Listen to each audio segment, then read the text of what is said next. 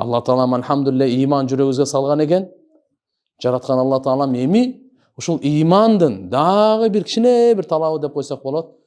Ошо иман таралган жерге бизди чакырып атат. Иманды Алла Таалам бүткүл дүйнөгө жайылткан жерге бизди чакырып атат. Пайгамбарыбыз саллаллаху алейхи ва саллям адамзаттын эң күчтүү имандысы ошол.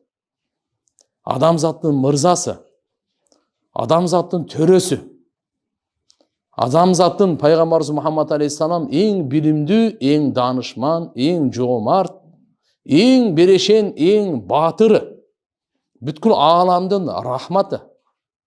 Ошо пайгамбарыбыз туулган жерге, пайгамбарыбыз чоңойгон жерге, пайгамбарыбыз Мухаммад алейхиссаламга Кур'ан түшкөн жерге, Кур'анды жайылткан, түшүндүргөн жерге, Мадина Мунавварага келип бүткүл ааламга исламды таркаткан жерге, ошондой ыйык улуу жерге бизди Алла Таалам чакырып атат. Ким себеп болду, кандай болду, бирок чыныгы себепчи Алла Таала өзү. Бирөөгө баласы, бирөөгө атасы, бирөөгө энеси, бирөөгө кызы, бирөөгө күйөөсү, бирөөгө кошунасы, бирөөгө кудасы, бирөөгө бир тууганы, ар кандай себепчи болуп калышы мүмкүн. Бирок чыныгы эгер Алла кабыл кылбасачы, биз ал жакка кадам таштай албайт элек. Мына бүгүн алхамдулилля улуу сапардын алдында турабыз. Ыйык сапардын алдында турабыз.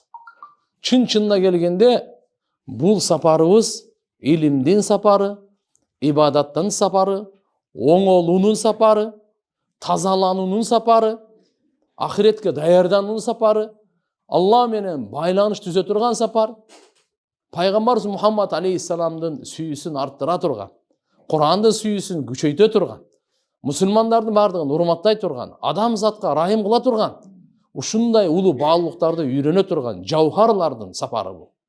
Бул жөнөкөй сапар эмес бул. Саякат эмес бул. Саясаты дагы эмес бул. Бул жөн эле дүнүйө эмес, жөн эле бир эс алуу эмес, жөн эле убакыт өткөрүп келүү эмес, эл көргөн жерде мен деле көрүп коеюн деген галочка эмес бул.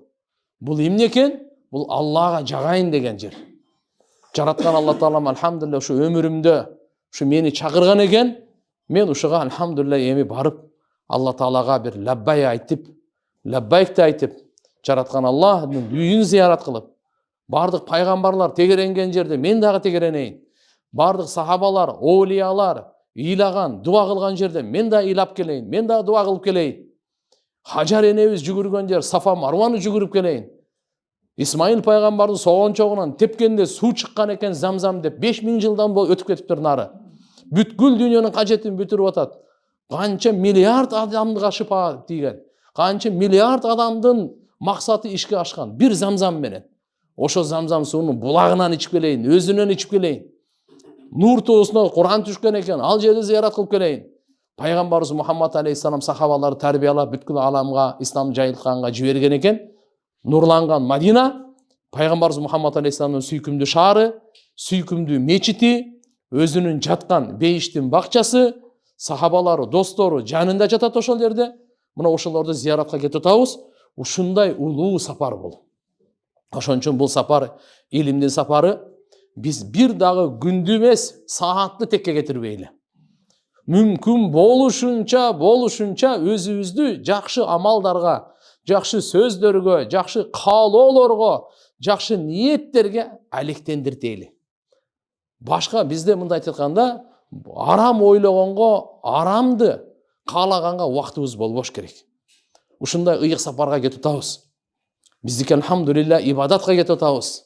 Дааватка кетип атабыз. Пайгамбарыбыз Мухаммад алейхиссалам Алла Тааланын мынаке эң сүйкүмдүү бендеси, эң улуу ибадаткөй, эң улуу дааватчы пайгамбарыбыз Мухаммад алейхиссалам. Алла Таала пайгамбарыбызды Кур'анда бир топ жерлерде өзүмдүн Алла Тааланын кулу деген ат менен даңазалаган. Алланын кулу болуу чоң сыймык. Алла Таалага кулчулук кылуу чоң сыймык. Шайтандын кулу болбой, дүйнөнүн кулу болбой, Алланын кулу болуу өтө чоң сыймык бул. Пайгамбарыбыз Мухаммад алейхиссалам бүткүл адамзатты Алла Таалага чакырган. 23 жыл чакырды Алланын жалгыздыгына, Алланын кудретине, казынасына, Алланын буйруктарын, өкүмдөрүн аткарганга, жараткан Алла Тааладан үмүт кылганга, коркконго, Алла даярдап койгон бейишке, ошого даярдык көргөнгө чакырган. Пайгамбарыбыз Мухаммад алейхиссалам райымдуу жашоону үйрөтүш үчүн келди. Бүткүл адамзатты куткарыш үчүн келди. Шайтандын азгырыгынан, дүйнөнүн бактысыздыгынан, ахиреттин бактысыздыгынан пайгамбарыбыз Мухаммад алейхиссалам куткаруу үчүн келген. Ошо нурланган Мадина шаарына мына бисмилла деп Кудай кааласа иншалла саналган бир сааттардан кийин иншалла аттанып атабыз. Алла таалам кабыл кылсын. Алла таалам кабыл кылсын. Иншалла бир гана ушул калды. Алла таалам бирок кабыл кылат кимден? Таквалардан. Иннама ятакаббалаллаху минал муттакин. Алла таала тек гана таквалардан гана кабыл кылат дейт. Жөн эле намаз окуп коюп, жөн эле бир жакшы сүйлөп коюп, ал жетишсиз. Жакшы амал кылып коюу жетишсиз. Жакшы кулк мүнөздө мамиле кылып коюу жетишсиз. Ата энеге жакшылык кылып коюу жетишсиз. Аял бала чакаңа жакшылык кылып коюу жетишсиз. Күйөөңүзгө жакшылык кылып коюу жетишсиз. Бала чакаңызга, туугандарга, досторго жакшылык кылып коюу жетишсиз. Бул жетишпейби? Жок, жетпейт. Эмне керек? Ихлас коштосун. Ошо кылган жакшылыгыбыздын максаты Алланын ыраазычылыгы болсун. Ошондо анан Алла кабыл кылат. Болбосо кабыл болбойт. Бу дүйнөдө жакшы атка коносуз. Жакшы эне, жакшы кайнене, жакшы ата, жакшы бала, жакшы күйөө, жакшы аял, жакшы дос, жакшы кошуна деген атка калышыңыз мүмкүн. Каласыз. Жакшы болсоңузчу. Бирок Алла үчүн кылбасаңыз ахиретте эчтеке жок. Түбөлүктө ахиретте эч кандай даража, эч кандай сооп, эч кандай белек, эч нерсе мартаба жок. Ошон үчүн пайгамбарлардын дуасында айтылганда Робби аузи'ни ан ашкура ни'матака аллати ан'амта алейя ва аля валидайя ва ан а'мала салихан тардаху ва адхилни би рахматик фи ибадика салихин. Сулайман пайгамбардын дуасы бул. Сулайман пайгамбардын дуасы: "О Роббум, мага товфик бер. Менин жүрөгүмө ушундай бир илхам сал. Жүрөгүмө, я Роббул аламин, мага тартуулаган неmatыңа, ата энеме тартуулаган неmatыңа шүгүр кылганга жүрөгүмө товфик бер" деп атат. Биз Алладан сурашыбыз керек экен: "Я Алла, менин жүрөгүмө ушундай илхам бер, мүмкүнчүлүк бер. Что мен мага тартуулаган неmatыңа шүгүр кыла турган болоюн. Ата энеме берген неmatыңа шүгүр кыла турган болоюн." Үчүнчүсү, жакшы амал, сен разы болгон жакшы амалды кылганга товфик бер. Мына. Ошон үчүн жөн эле намаз окуп коюу жетиштүү эмес. Алланын разычылыгын окуу талап кылынган ошо. Жөн эле умра жетиштүү эмес. Алланын разычылыгы максат кылынсын. Кыяматка жакын пайгамбар саллаллаху алейхи вассалам айткан: "Аалымдар барат экен рияköрлүк үчүн, ажылыкка. Кембагалдар барат экен тилемчилик үчүн, ажылыкка. Байлар барат экен акча, бизнес жасаш үчүн, ажылыкка. Бийлер барат экен саякаттанып, кожо көрсүн үчүн, ажылыкка. Булардын бири да ажы кабыл болбойт" деген. Ошону көрүп келдик, мына Франция, Англияны, ошо Мекке, Мединаны деле көрөр экенбиз, бир көрүп коелу деп. Өлдү, муну ниети өлдү. Адамдар дагы айтат экен, ошол жака барып кичине ошо адамдар көп кайрымдуулук кылышат, кичине акча таптап алайын. Бунун да ажылыгы өлдү. Аалымдар барат экен: "Сен канча жолу ажылгансың?" 5. Сенчи? 10. Мен, сен эчтеке кылбапсың. Мен 15ти кылып койгом. Өлдү ажылыгы. Сен ким үчүн кылгансың? Мактаныш үчүнбү? Ким үчүн кылгансың? Эл сени о десинби? Ушунун бардыгы өлөт экен да. Ошон үчүн биздин кылган умрабыздан Алла разы болсо мага болду. Башка эч кандай алкыштын кереги жок. Эч кандай мактоонун кереги жок. Эч кандай даңктын кереги жок. Эч кандай о дегендин мага кереги жок мага. Мага жаратканым Алла таалам мени жоктон бар кылган эле. Атанын белинен чыккан бир тамчы суудан ушундай татынакай, көз, акыл, эс, 160 муун мүчө, 6 санымды аман, сонун кылып жаратты. Мен ошонун разычылыгын эле изденем. Ошонун разычылыгын гана каалайм.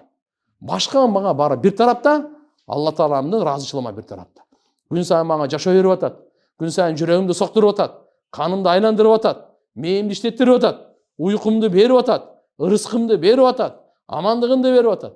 Алла тааламдын неаматтары. Кандай кылып бизди жаратып койгон? Мына ошого Алланын разычылыгын максат кылуу. Кийин эл мактаса, мактай берсин. Анын зыяны тийбейт. Бирок башында эле биздин ниетибиз бузулуп калса, адамдар ушу мен не дейт экен? Ушулар укту экен мен ажыга умрага барып келгенимди. Көп билбей калган окшойт. кішкене реклама қылып қояйын, кішкене айтып қой. Бұл андай қылып. Біздің ниетіміз, мақсатымыз жаратқан Алла Тағаланың разычылығы үшін умраға бару. Шон үшін умрачыларға ең бірінші мен өзіме айтам, екінші сіздерге айтам, біз ниетімізді оңдайлы. Ушул жерден ниетімізді оңдайлы. Ушул жерден Алла Тағалаға айтайлы. Дуа қылайлы, екі қолды көтеріп, я Алла, менің үшін қыла тұрған умрамды қабыл қылғын. Қачан қабыл қылады? Қачан Алланың разычылығы көзделсе, мақсат қылынса. Ошон үшін Алла Субхана ва Тағала егер де қабыл қылған болса, бүтті. Біздің Алла Тағалам дүние мәселеміз де шешіледі, қабырдың мәселесі де шешіледі, ақиреттің түбөлікті мәселесі шешіледі. Ишеніп қойың. Егер Алла не қабыл қылған болса, біздің қылған амалымыз Аллаға не жаққан болса, бүтті. Алла Тағала біздің дүние ақиретімізді оңдап қойды. Ошон үшін біз Аллаға таандықпыз.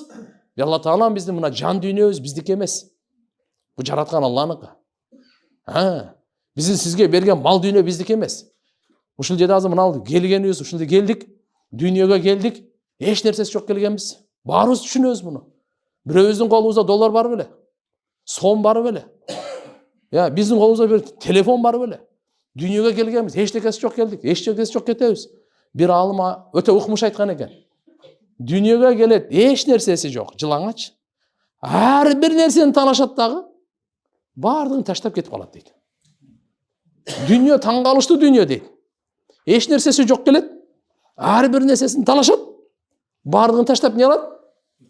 Кетип калат. Мына. Мына жердеги кичинекей эле жашоонун ичинде Алла Таалам сынап атат бизди. Алла Таалам ушул жерде дагы мал дүйнө, жан дүйнөнү берип, кандай мамиле кылат экен деп эле сынап карап турат Алла Субханаху ва Таала. Ушул жерде бир бузулбайлы, бирөөнүн акысына кирбейли, бирөөнүн акысын жебейли, бирөөнүн абирине кол салбайлы, тебелебейли. Мына оңолуу деп ушуну айтат. Биздин ниетибиз оң болсун. Тилибиз сүйлөгөнүбүз, көргөнүбүз, укканыбыз, ушунун баарын үйрөнөйүн деп мына кетип атабыз. Мына ыйык сапарга кетип атканыбыздын максаты ушул. Алланын разычылыгы, Алланын буйругу. Умра деген Куранда Алла Таалам өзү айткан.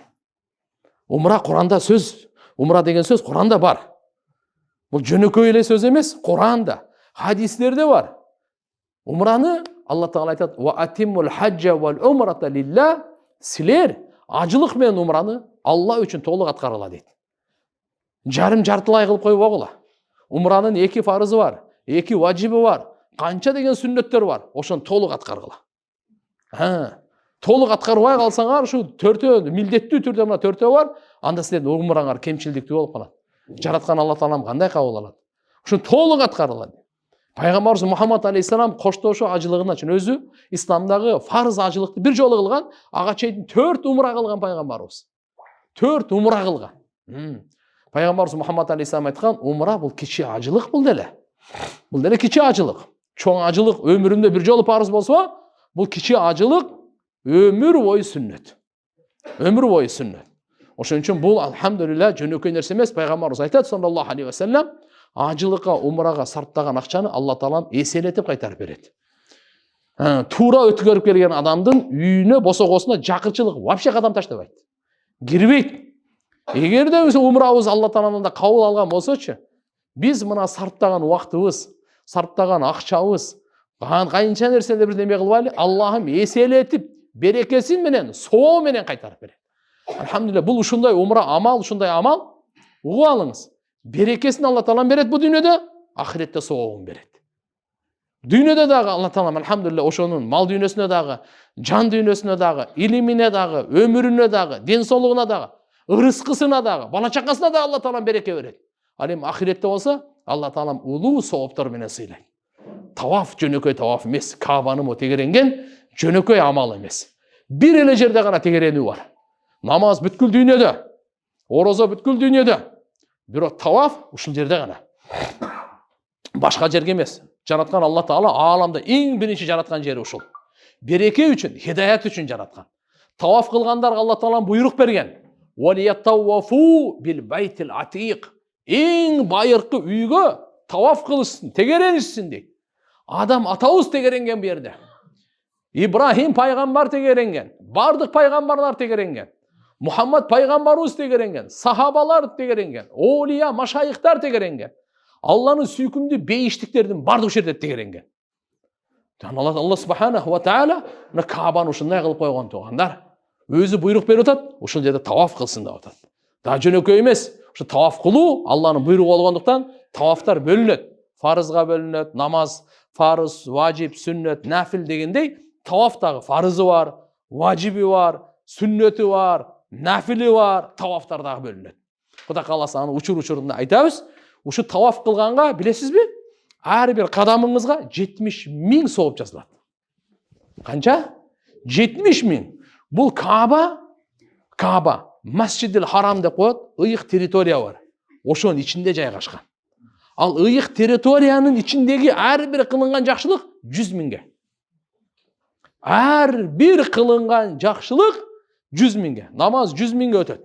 Кураныңыз 100.000ге, зикириңиз 100.000, истигфарыңыз 100.000, бир сом сарптаганыңыз 100.000, саждаңыз 100.000, орозоңуз 100.000, дуаңыз 100.000. Кыскасы айтканда, ар бири Алла Таала ыйык кылып койгон. Ва хадал баладил амин. Ушул аман шаарына ант деп Алла Таала Куранда ант айткан. Бул шаарга ант ичкен Алла субханаху ва таала. Бунун ыйыктыгына пайгамбарыбыз Мухаммад алейхиссалам ушул жерде төрөлгөн. Пайгамбарыбыз саллаллаху алейхи ва саллям ушул жерде чоңойгон. Алам ушул жерден башталган, алам ушул жерден талкаланат бүтөт.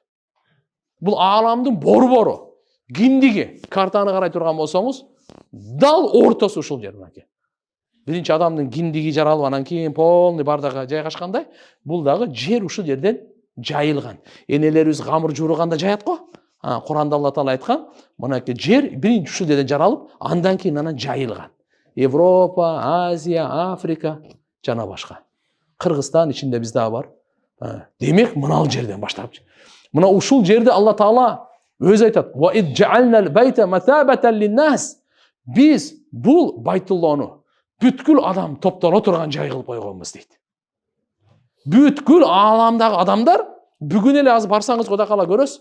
Сиз ойлобоңуз, эми эле келип калды окшойт депчи. 24 саат бул жерде тегеренген токтобойт. Бул жерде базар күн, майрам күн, андай жок берип токтой турган. Ошо кылым карыткан, ошо тегеренген. Канча периште таваф кылат. Эң биринчи хадистерде келет, периштелер таваф кылган. Периштелер таваф кылган. Кийин Адам алейхиссалам, анан кийин пайгамбарыбыз Мухаммад саллаллаху алейхи вассалам, андан кийинки бүгүнкүгө чейин. Мына жерде Алла субханаху ва таала бүткүл адамдар топтоло турган жай кылып койду. Бир, экинчиси, бүткүл масабатан линнастын дагы бир котормосу, тафсири мындай. Бул пана тилей турган жай.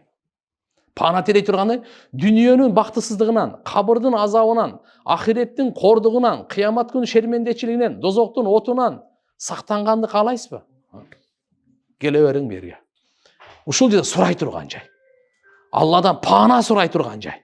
Эки дүниөнүн бактысыздыгынан, я Алла, мени сакта, баламды сакта, кызымды сакта, ата-энемди сакта, аялымды сакта, бир туугандарымды, элимди, эки дүниөнүн бактысыздыгынан сакта дей турган жер ушер.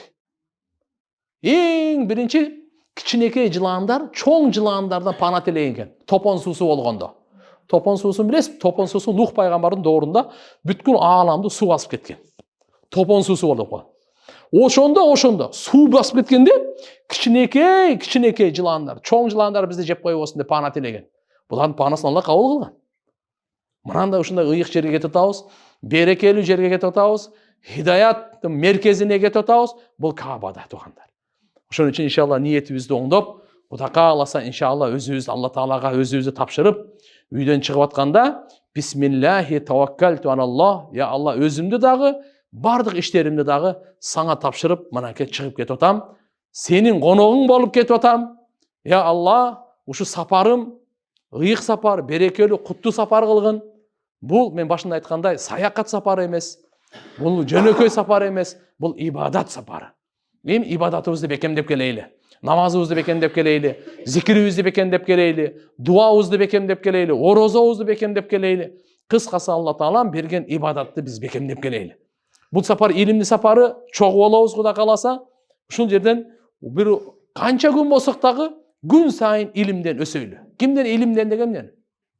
Алланы тааныгандан, пайгамбарыбызды тааныгандан, Куранды тааныгандан, ахиретте бейиш дозок бар экенинен, биз адал арамды ажырата билгенден биз өсөйлү. Мына адал экен билейли, аткарайлы. Мына арам екенін білейлі, сақтанайлы. Ғалымдар айтқан, адалды жөн эле билип коюу, бул адал, бул арам, ал жетиштүү эмес, ал акылдуу эмес деген. Ал данышман эмес деген. Адалды билгенден кийин аткарыш керек. Арамды билгенден кийин сактаныш керек. Жөн эле билип коюу, мен билем, ал жетишсиз. Адалды аткарып, арамдан сактанган, мына ушул акылдуу, мына ушу талап кылынган. Ошон үчүн иншалла бул сапарыбыз илимдин сапары болгондуктан биз дааратты маселелерин үйрөнөйлү. Суроо бериңиздер. Намаздын маселелерин үйрөнөйлү, Куран үйрөнөйлү, ишенимибизди оңдойлу, адал арам маселесин баардыгын кыскасы айтканда, иншалла бул илим сапарыбыз жөнөкөй эле ушул бир эле умрага кетип атканыбызда чогала кетейли да. Ибадатты дагы, илимди дагы, дааватты дагы, жакшы кулк мүнөздү дагы, эми баягы кемеге түшкөндүн жаны бир дегендей, Кудай кааласа баргандан келгенге чейин баарыбыз бирбиз. Бөлүнүп, жарылып, андай сөз бизде болбош керек. Ошон үчүн иншалла бул жактан алхамдулилля бардык Алланын сүйкүмдүү кулдары, бардык Алланын коноктору бирөөнү жек көрбөй, бирөөнү жаман көрбөй, бирөө менен түртүшпөй, бирөө менен айтышпай, бирөө менен жаңжалдашпай, бирөөгө сын айтпай, бирөөнү жамандабай, кыскасы айтканда, мына ушу 10 күн алхамдулилля өзүбүздү тарбия кылып бир тазалап келейли. Кудай кааласа зикирлерди күчөйтөйлү. Саарды ушул пайгамбарыбыз Мухаммад алейхиссаламдын шаарына барабыз. Пайгамбардын шаарына барардан алдын эле бир 4-5 миң салават айтып койгонубузга жакшы. Пайгамбарыбызга канча салават айтсак, ошончолук кайгы кетет, кыжалатчылык кетет. Алла салаваттын берекесинен жүрөгүңүздөн бардык кайгыны алып салат. Бардык кыжалатчылыкты кетирип коет. Ушу салаваттын берекесинен, истигфардын берекесинен Алла Таалам ырыскыңызды Алла Таалам берекелүү кылып, күтпөгөн жерден жеткирип берет. Бардык жолдун ачылуусу истигфарга каралат. Ушу зикирлердин бардыгын Кудай кааласа иши аткарып, мына пайгамбарыбыз Мухаммад алейхиссаламдын шаарына өзгөчө кетип атканыбыздан кийин пайгамбарыбызды тарыхын кичине окуп коюңуз. Биз дагы айтып беребиз. Ошентсе дагы иншалла кичине таанышып окуп койсок жакшы болот да. Мына сиздерге баарыңыздарга атайы мынакей лидер умра, умра китепчеси деп китеп жазылган сиздерге. Ушу жолдомо. Бул жерде бир дагы ашыкча тияка бияка сөз жок. Сизге керектүү нерсени эмнени кылыш керек, эмнени кылбаш керек, бардыгы айтылган. Көп бу чоң китеп эмес. Чоң китеп эмес. Болгону 125 бет. Ушуну үйдөн чыккандан тартып, келгенге чейин эмнелерди кылыш керек айтылган. Өзүбүздү Мадинада кандай алып жүрүшүбүз керек? Меккеде кандай алып жүрүшүбүз керек? Кайсы жерде кандай? Мунун бардыгы ушул жерде айткан. Таваф кылып атканда 7 тегеренгенибизде, бир тегеренгенде кайсы дуаларды окуйбуз? Экинчиде Замзамда кайсы дуаны окуйбуз? Маками Ибрахим деп коет. 7 жол тегеренгенден кийин 2 рекет намаз окуйбуз. Ошодон кийин кайсы дуаны окуйбуз? Сафа Марвада кайсы дуаны окуйбуз? Бунун бардыгы лаббайктан тартып аягына чейин. Пайгамбарыбыз Мухаммад алейхиссаламдын алдында туруп кантип салават айтыш керек? Ушуга чейин туугандар уша киргизип койгонбуз. Ошон үчүн иншалла Кудай кааласа эми сиздерге кичине кыска жолдомо, эртең иншалла сапар тартып аткандан алдын кичине садака берип коелу. Ыйык жолго кетип атабыз. Садака мындай да, пайгамбарыбыздын хадисинде башка келген баленин келе элек бален экөөнү тең жок кылат экен да. Экөөнү тең кайтарат деген. Башка келип калган балени дагы бир күндөн кийин келет, бир жумадан кийин келет, 10 күндөн кийин же бир айдан кийин келе турган бале бар го, ошону жолдон эле бар кет дейт экен да. Садака ушундай таасирлүү. Ошон үчүн ким колунан келсе 100 сом, 200 сом, 300 сом бейбечараларга кичине садака кылып коюңуздар. Баарыңыздар эле. Мен деле кылайын, сиздер деле кылыңыздар. Өзгөчө жакын туугандарды отургузуп, машалла чай-пай ичкенче, ошолорго дагы алхамдулилля көңүлүн алып, ошолордон дагы алхамдулилля эгерде ылдый өдө болуп калган болсо кечирим сурап, мен ыйык сапарга аттанып кетип атам.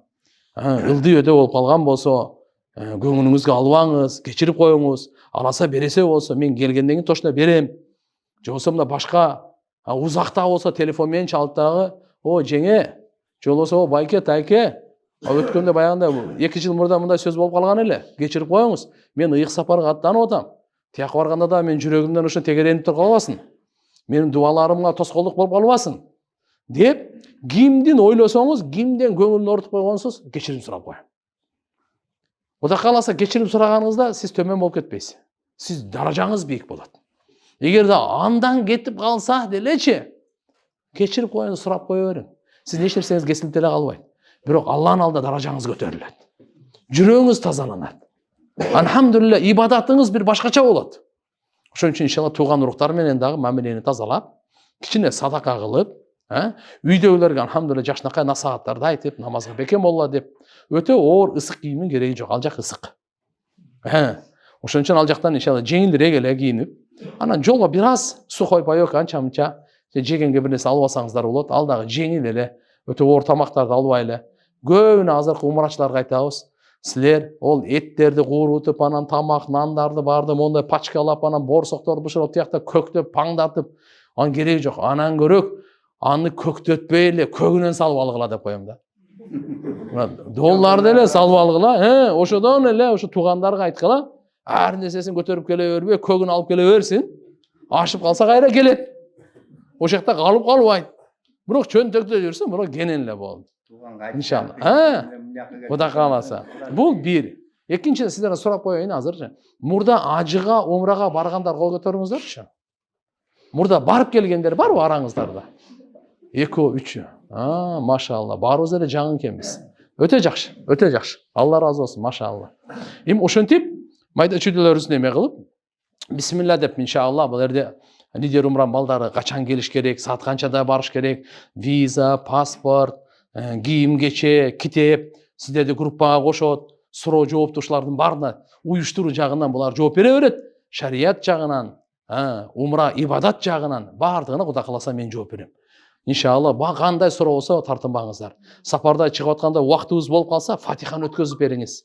Аялдар болсо жазуу менен кат берип коюңуздар, суроо мындай болуп атат деп, же күйөөңүздөр аркылуу, же балаңыздар аркылуу сурап койсоңуздар болот.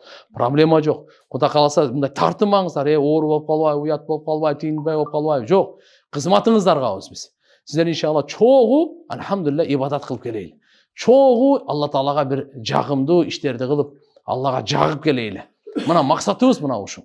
Ошон үчүн иншалла биринчи Мадина Мунаввара пайгамбарыбыздын нурлуу шаарына баргандыктан сиздерден айтаар элем, мына ал жерде 115 бетте 115 айтылат. Нурланган Мадина шаарын зиярат кылуу деп. Өзү башынан баштап окуп койсоңуз, эч кандай убакыт кетпейт. Ишениңиз, сиз мына 3 саатта жөн эле окуп коесуз. 3 саат телефондо убакыт өткөргөндөн көрө сиз мынаны окуп коюңузгун. Иншалла арманда калбайсыз. Эгерде окуганга күч жетпесе, башка балдарга бериңиз, кыздарыңызга бериңиз, окуп берсинчи, сиз угуп коюңуз хотя бы. Ошондой кылып туруп мына башынан айтылып келген. Анан бул жерде эмне үчүн айтып атканым, биз биринчи Мадина шаарына барабыз. Ал жерде анан кичине көнүшүп, зыяраттарды, сабактарды кылгандан кийин 3 күн анан Меккеге умрага барабыз. Бунун бир жеңилдиги, ал бир жакшы ихрамды мына аэропорттон байлап, биринчи жолу байлаганда жүдөп какап, андай эмес, Мадинада көнүшүп, башкаларды да көрүп, анан ал жерде алхамдулилла практика түрүндө оңой дагы ихрамды байлап, лаббайк айткан бойдо Меккеге кетебиз да. Ошон үчүн мына жерде Мадинага биринчи баргандыгыбыздын себебинен мен сиздерге айтып атканым 115 беттен ушул жерден окуп койсоңуз да жакшы. Мадина деген шаар аты кандай болгон, эмне болгон, бунун касиеттүүлүгү кандай, ичинде ошо пайгамбарыбыздын мечитинин даражасы кандай, бир намаз 1000 намазга тең деп атат. Бир күн орозоңуз 1000 орозого, бир жумаңыз 1000 жумага, бир Рамазан 1000 Рамазанга тең. Бир риваятта 50.000 намазга. Пайгамбар саллаллаху алейхи ва салламдын мечити мына ушундай. Жаназа намазыңыздагы 50.000ге. Фарыз, важип, сүннөт бардыгы ошончого. Бул жерде анан кийин пайгамбарыбыз Мухаммад алейхиссаламга салам айткандын жолдорун айтканбыз. Сөз буну жаттап коюшубуз керек. Ассаламу алейка я хабибаллах, ассаламу алейка я хайра халқилlah, ассаламу алейка я рахматал аламин, ассаламу алейка я Sayyidu Wuldi Adam, Assalamu aleyke ayyuhan nabi ve rahmetullah ve barakatuh. Bunları o жазып койгонбуз. Ушуларды салам айтышыбыз керек. Пайгамбарыбыздын жанына барып туруп салам айта албай калсак, саламды кантип айтканды билбей калсак, уят эми. Пайгамбарыбыз Мухаммад алейхиссалам айткан, жердин булуң бурчунда ким мага салават айтса, анын салаваты мага жеткирилет деген. Бирок ким менин алдымда туруп салават айта турган болсо, салават айтса, мен түздөн түз угам, анан ага жооп берем. Алла 10 эсе кылып жооп берет. А бул жактагы салаваттарыбызды периштелер алып барат. А тияктан периштелер ортомчу түздөн түз угат. Ошон үчүн пайгамбарыбызга салам айтып, ыраазычылык билдирип, алдында туруп шахадат айтып, андан кийин шафаатын сурап, ушулардын бардыгы пайгамбарыбыз Мухаммад алейхиссаламдын Рауза деп коет, бейиштин бакчасы бар. Мына ошол жерде туруп айтыла тургандар да. Ушунун бардыгын китептерге түшүрүп койгонбуз.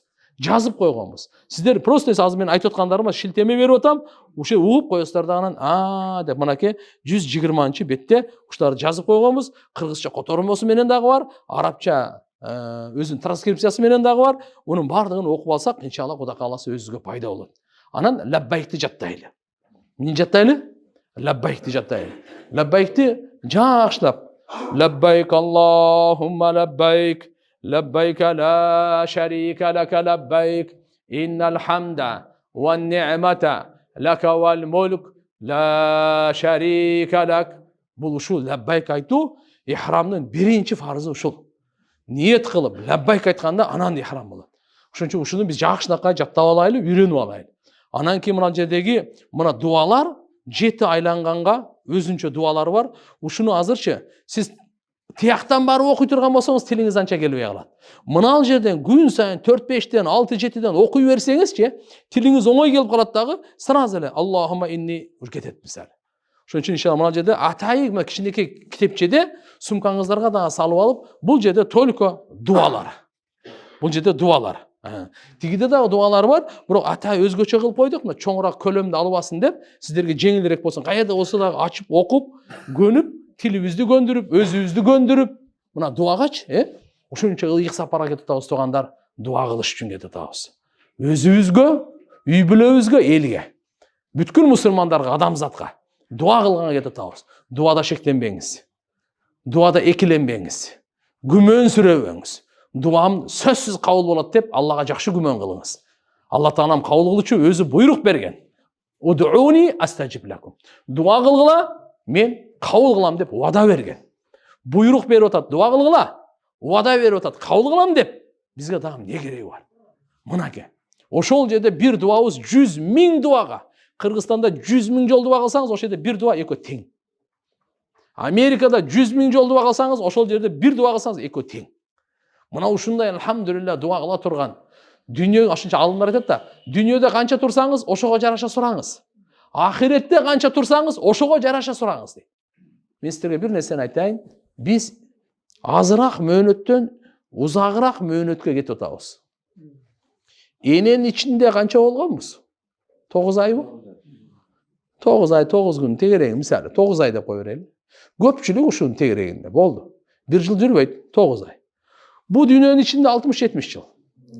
Кабырдын ичине барганда 100дөгөн жыл. Кыяматтын бир күнү 50 000 жыл, билесизби? 50 000 жыл бир күнү. Бейиш менен дозоктун ичинде жыл жок. Ал жак түбөлүктү. Кыска мөөнөттөн биз кайка кетип атканбыз? Кетип атабыз. Ошон үчүн бу дүйнөдө канча турсаңыз, ошого жараша дуа кылың. Канча кабырда турсак, канча кыямат күнү турсак, ошого жараша дуа кылың. Ошон үчүн дуада биз куп дуа кылайлы, жүрөгүбүздү салып, берип дуа кылайлы. Я Алла, сен мени көрүп турасың, жараткансың, эртеги кеч барамын алдыңа. Күнөөлөрүмдү кечир. Атамдын күнөөлөрүн кечир, апамдын күнөөлөрүн кечир. Аялымдын күнөөлөрүн кечир, күйөөмдүн күнөөлөрүн кечир, бир туугандарымдын, бала чакамдын, я Алла, бардык мусулмандардын, тирүүлөрдүн, өткөндөрдүн күнөөлөрүн кечир. Алла Тааладан сурай турган. Ошон үчүн иншалла мына дуаларга дагы маани беребиз. Булар дагы мүмкүн болушу жаттаганга аракет кылабыз. Китептер сиздерге берилди. Мына азыр бир аз болсо да иншалла жолдомо берилди. Кудай кааласа иншалла калган сабактарды ыйык жерде улантабыз. Даярбызбы иншалла? Алла Таалам разы болсун. Көңүлүңүздөр дайыма ачык болсун. Жүзүңүздөр дайыма жарык болсун. Иншалла кандай суроо болсо тартынбагыла. Бардыгын иншалла айтсаңыздар, иншалла биз ага жооп беребиз. Кээ бир сүрөлөрдү так жазып алып айтса болобу, же сөзсүз жаттоо керекпи? Мисалы кээ сүрөлөрдү намаз окуп атканда эме кылыш керек, жатташ керек. Кыска сүрө: Инна атайнакал каусар, фасолли ли роббика ванхар, инна шанияка хуал абтар. Эми жаңы баштап аткан намазга. Намаз ушундай бекем ниет кылыңыз, анан араңыздарда карап көрөбүз. Кайсы аксакал намаз окуганды билбесе, сиз тартынбаңыз. Же болбосо сураңыз, биз даратты намазды толугу менен үйрөтөбүз. Так, бири-бирибиз менен ушундай аралашып, бир комнатада 4төн болобуз да. Бир экөө намаз жакшы билген, экөө мындайраак болсо, бири-бирине үйрөтөбүз. Аялдар дагы машалла бири-бирине ушинтип үйрөтүү. Биздин алхамдулилlah барганыбыз бир тууганыбыз күчөйүп келсин. Биздин барып келгенибизде ушундай илимге болгон талабыбыз, ибадатка болгон кызыгуубуз аябай күчөйүп келсин. Башкаларга мисалы мен дагы бир даават берейин, жакшылыкка себепчи болоюн, Алланы улуктайын, келгиле деп. Ошондо алхамдулилля дааваттын пикири, ибадаттын пикири, илимдин пикири бизге үстөмдүү болуп келсин. Ана мына биздин умрабыз умра деп айтсак болот да. Жөн эле барып, ичип жеп келдим, анан көрдүм, ооба мындай экен, андай экен эмес. Анан бир айтып кетерим.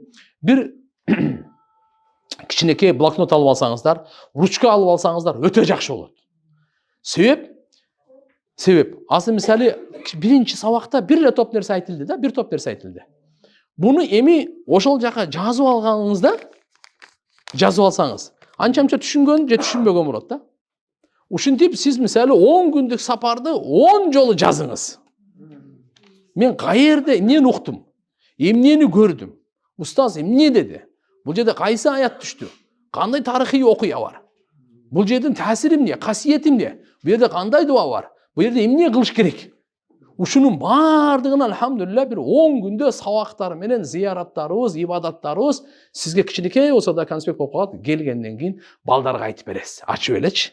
Ашкент агас, неберелер бар, кудасы өк бар. Биз мына жерде мынандайды көрдүк. Мына жерде мынандай болгон экен. История тарыхы мынандай экен бул. Деп ошолорго да алхамдулилля өзүңүзгө дагы пайда. Келип башкаларга айтып бергениңизге, даават бергениңизге да пайда. Анан келип дасторкон коюп, сизди төргө отургузуп, ажене, ажата сүйлөп берин десе, жаман ысык экен да деп отурсаңыз. Ысып ушу кыйналып кеттим, ушу кымыз жок экен деп анан.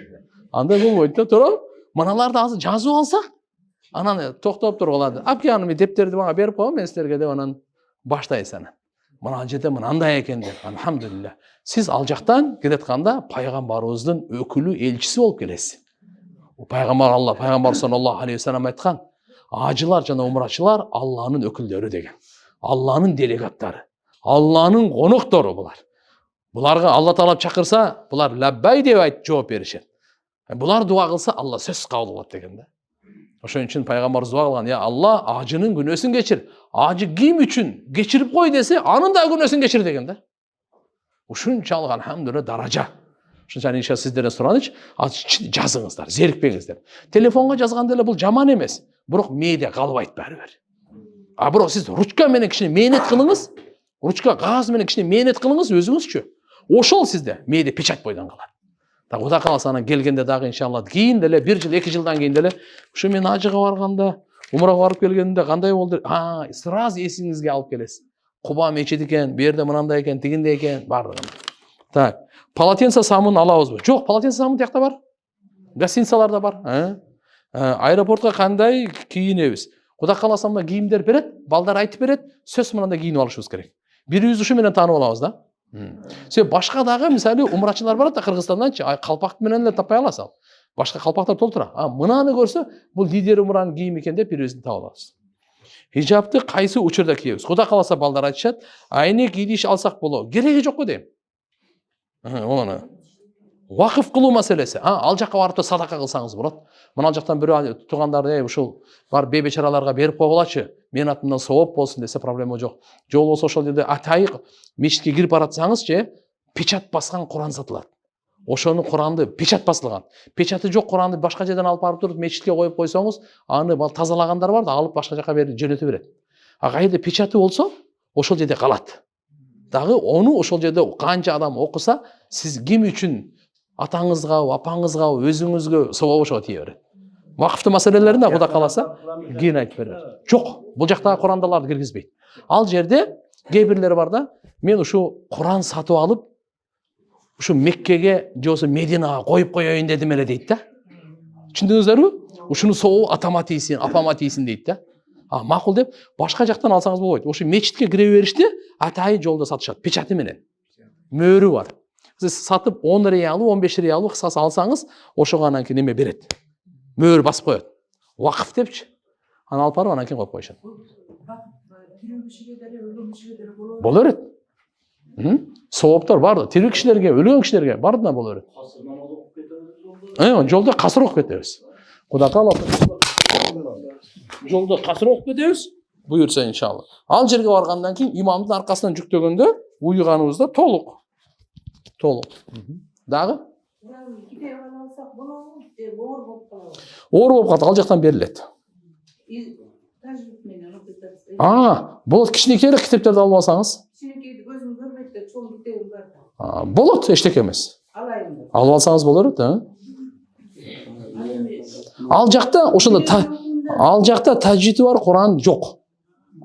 Жөні тәжвиді жоқ эле мынандай эле Құрандарда. Ошон үчүн сиз өзүңүз окуп жүргөн тәжвиді бар Құранды алып алганыңыз жакшы. Эч кандай оор эмес эми ал. Көп болсо 1-2 килограмм болор. Бирок алхамдулилlah Құран көтөрүп жүрөсүз, окуп жүрөсүз. Айыр жерде отурганда, дем алганда, күткөндө ачып алып окуйсуз. Ошону анан чамаданга салып койсок болот. Эчтеке болбойт. Башка суроолор барбы жок? Качасында келип калабыз? Айтып берем сага. Суроо. Азаматта бирге кетебиз, бирге 100 миң кетебиз. Жок, каза бирге кетет. Бирге кетет. Анда мындай кылайлы туугандар, иншалла азыр уюштуруу жагын, кийим кече жагын, размерлер, визалар, паспорттор, аэропортко канчада барабыз, бейжиктер кандай, булардын баардыгын азырына жигиттер иншалла кимге китеп жетпей калды, кечип келгендер бар, ошолордун баардыгына бере тургандар булар. Калганыбызды Алла таалам жакшылыкта бир кылсын. Амин. Алхамдулилlah, вассалату вассаламу аля расулилlah. Роббана тақаббал минна иннака анта самиун алим, ва туб алейна иннака анта тауабур рахим. Жараткан Аллахым ушул ыйык улуу сапарыбызды жеңил кылгын. Өзүң кабыл кылгын. Умрабызды я Раббул аламин куттуу берекелүү кылгын. Ушул сапарыбызды я Раббул аламин ахиретибизди курганга, өзүбүздүн үй бүлө бүткүл адамзаттын пайдасына кылгын. Жараткан Алла мал дүйнөбүзгө, жан дүйнөбүзгө береке берген. Ортобузга ынтымак берген. Ибадатка бекем кылган. Жараткан Алла жүрөктөрүбүздү баардык жамандыктан тазалагын. Аллахым баардык улуу баалыктарды насип кылгын, жакшылыктарын ачкы жамандыктарын жапкычы кылгын. Ушул жерде кол көтөрүп турган энелерибиз, аталарыбыз, агайын эже карындаштарыбыздын баардык кажеттерин өзүң орундаттың, эч кимге кор зар кылбагын, бирибизди дагы бактысыз кылбагын. Аллахым дүйнө ахиретте бактылуу кылгын. Роббана атина фид дуния хасана ва фил ахирати хасана ва кина адабан нар бирахматика. Алла кабыл кылсын.